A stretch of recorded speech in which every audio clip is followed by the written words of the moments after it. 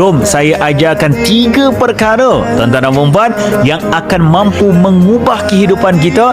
Pertama, tolong jaga solat di awal waktu.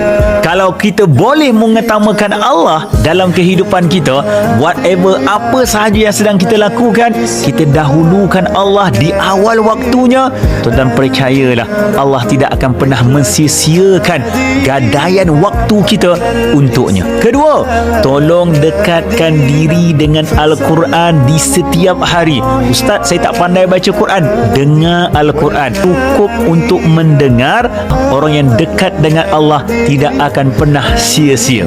Yang ketiga, iaitu salawat dan salam kepada baginda Rasulullah sallallahu alaihi wasallam. Allahumma salli ala Muhammad wa ala ali Muhammad. Dengan satu salawat, Allah hapuskan 10 dosa kita. Dengan satu salawat, Allah naikkan 10 darjat kita. Hanya dengan satu salawat, Allah datangkan 10 kebaikan dan rezeki kepada kita.